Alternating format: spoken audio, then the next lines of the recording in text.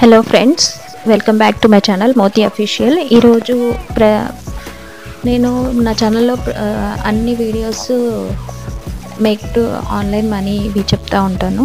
So ఈరోజు topic is different అనమాట. ఏంటంటే రీసెంట్గా ఎస్టర్డే యూనియన్ బడ్జెట్ 2024 to 25 వచ్చేసింది కదా. దీని మనకి ప్రాఫిట్స్ ఏంటి, లాస్ ఏంటి అనేది కొంచెం డిస్కస్ చేద్దాము. సో యూనియన్ బడ్జెట్ 2024-25 వచ్చింది కదా. 48.21 lakhs crores అంటే 48.21 లక్షల కోట్లతో కేంద్ర బడ్జెట్ను ఫైనాన్స్ మినిస్టర్ నిర్మలా సీతారామన్ ప్రవేశపెట్టారు.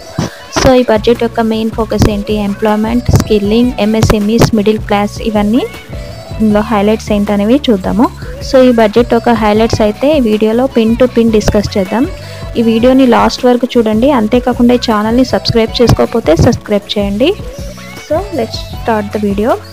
ఫస్ట్ ఏంటంటే ఈ బడ్జెట్లో భాగంగా గ్రామీణ అభివృద్ధికి 2,66,000 కోట్లు కేటాయించారు ప్రభుత్వం. సో ఉమెన్ డెవలప్మెంట్కి 3 లక్షల కోట్లు, అండ్ అదేవిధంగా ఎడ్యుకేషన్ అండ్ స్కిల్ డెవలప్మెంట్కి 1,48,000 కోట్లు, వ్యవసాయం మరియు అనుబంధ రంగాలకు 1,52,000 కోట్లు, అండ్ అర్బన్ హౌసింగ్ 2.2 లక్షల కోట్లని కేటాయించింది ప్రభుత్వం.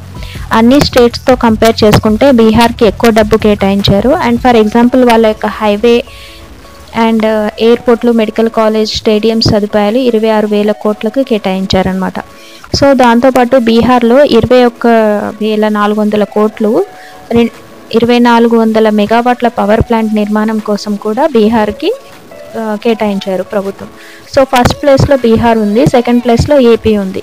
మనకి ఏపీ రాజధాని అమరావతి అభివృద్ధికి 15,000 కోట్లు కేటాయించారనమాట.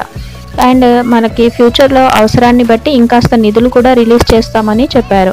అండ్ దాంతోపాటు రాయలసీమ, ఉత్తరాంధ్ర, ప్రకాశం ప్రాంతాల్లో అభివృద్ధిగా అదనంగా నిధులు ఇస్తామని కూడా ప్రభుత్వం అనేది మనకి హామీ ఇవ్వడం జరిగింది. నెక్స్ట్ బడ్జెట్లో భాగంగా ఈ ప్రాంతాల్లో ఎవరైతే ఉన్నారో వాళ్ళకి డెవలప్మెంట్ అనేది ఫ్యూచర్లో బాగా కనిపిస్తుంది. సాధ్యమైనంత త్వరగా పోలవరం ప్రాజెక్టు పూర్తి చేస్తామని కూడా చెప్పారు. దానికి ఎంత డబ్బు కావాలి అని కేటాయిస్తామని హామీ ఇచ్చారు. అండ్ ఇండస్ట్రియల్ కోరియాడర్కి, ఫర్ ఎగ్జాంపుల్ ఇండస్ట్రియల్ కోరియాడర్స్లో ఏపీకి ఆఫర్ చేశారు. అండ్ అందులో ఫస్ట్ వైజాగ్ హైవేలో కోపర్తి దగ్గర, సెకండ్ వచ్చేసి హైదరాబాద్ నుంచి బెంగళూరు హైవేలో ఓర్వకల్లుకి ఆఫర్ చేశారు. ఇక్కడ ఏరియాలో బాగా డెవలప్మెంట్ ఛాన్సెస్ ఉంటాయన్నమాట.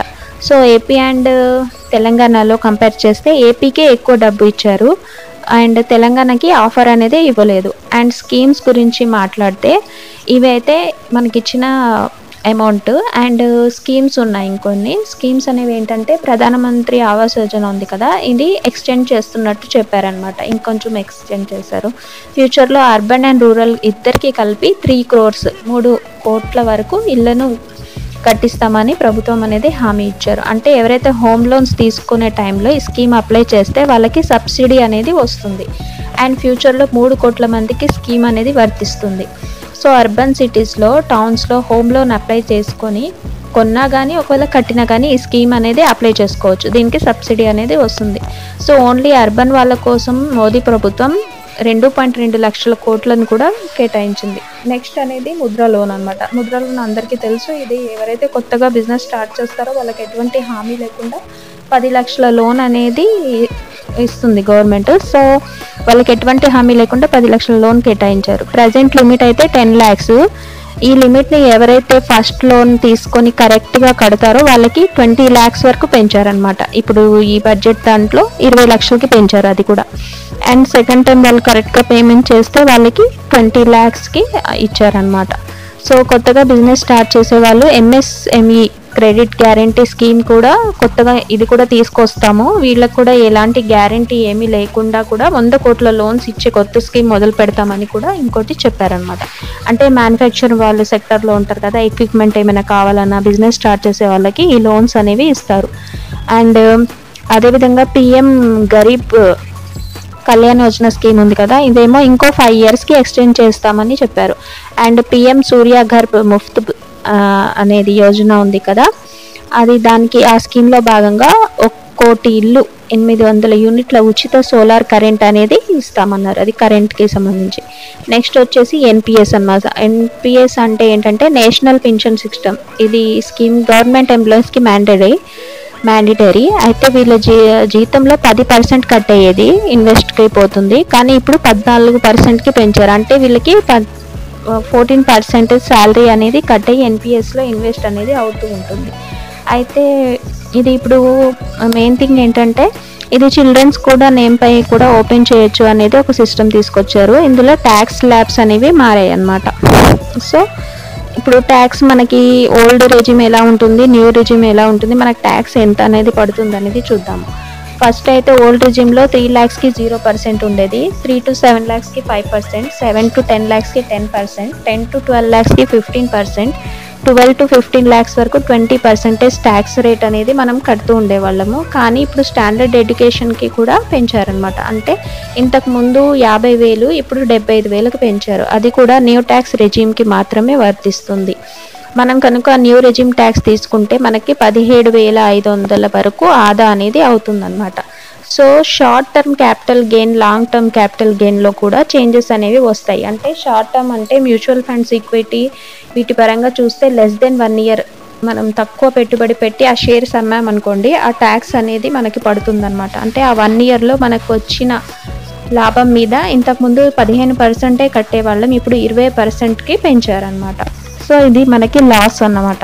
So long term capital gain అనేది 2024లో అది కూడా పెరిగింది. ఇంతకుముందు 10% ఉండేది, ఇప్పుడైతే 12.5%కి పెంచారు.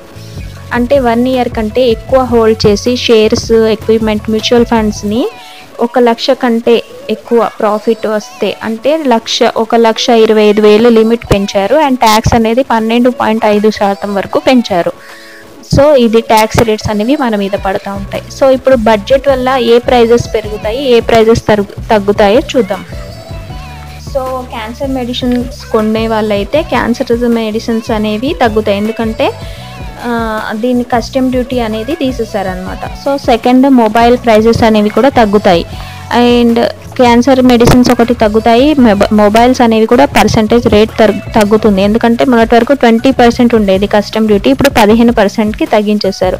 అండ్ గోల్డ్, సిల్వర్, ప్లాటినం అనేవి కూడా తగ్గుతాయి. ఎందుకంటే గోల్డ్ మీద ఇంపోర్ట్ డ్యూటీ 12.5% నుంచి 6%కి తగ్గించేశారు. సో ప్లాటినం ఏమో 13 ఉండేది ఫస్ట్, ఇప్పుడు 6.4%కే తగ్గించేశారు. అదేవిధంగా లెదర్ గూడ్స్ ఉంటాయి కదా, లెదర్ బ్యాగ్స్ లాంటివి, అవి కూడా ఎక్స్పోర్ట్ డ్యూటీ నుంచి తగ్గించారు. దీంతోపాటు చేపల చెరువులు ఉంటాయి కదా, రొయ్యలు, చేపల వాళ్ళకైతే గుడ్ న్యూస్ అనమాట. ఎందుకంటే వీళ్ళకి కస్టమ్ డ్యూటీ అనేది తగ్గించేసి 15% నుంచి 5%కి తగ్గించాయి. ఇవన్నీ తగ్గుతాయి అన్నమాట మనకి ప్రైజెస్. ఏం పెరుగుతాయి అంటే ఫస్ట్ వన్ అయితే అమోనియా నైట్రేట్ 10% కస్టమ్ డ్యూటీ పెంచారు. సో అది పెరుగుతుంది. పీవీసీ, ఫ్లెక్సీ బ్యానర్స్ అనేవి పెరుగుతాయి. ఇది 26%కి కస్టమ్ డ్యూటీ పెంచారు. అండ్ టెలికామ్ ఎక్విప్మెంట్ అనమాట, ఇది కూడా రీఛార్జెస్, ఫ్యూచర్లో రీఛార్జెస్ ఇవన్నీ కూడా పెరగవచ్చు 10 నుంచి 15% వరకు. అండ్ ప్లాస్టిక్ ప్రోడక్ట్ 15 నుంచి 25% వరకు పెంచారనమాట. ఇవి జస్ట్ హైలైట్స్ అండి. ఇవి నిన్న మనకి ఎస్టర్డే వచ్చిన న్యూస్ ప్రకారం ఈ హైలైట్స్ వరకు మీకు ఎక్స్ప్లెయిన్ చేయాలని చిన్న వీడియో అనేది చేశాను. నా కంటెంట్ కనుక మీకు నచ్చితే, ఈ వీడియో టాపిక్ నచ్చితే కామెంట్ అండ్ లైక్ చేయండి. అండ్ ఇంకా మంచి వీడియో టాపిక్తో మీ ముందు ఉంటాను. So don't forget to subscribe my channel. నా వీడియో మీకు అర్థమైందని అనుకుంటాను. So signing off. Thank you for watching.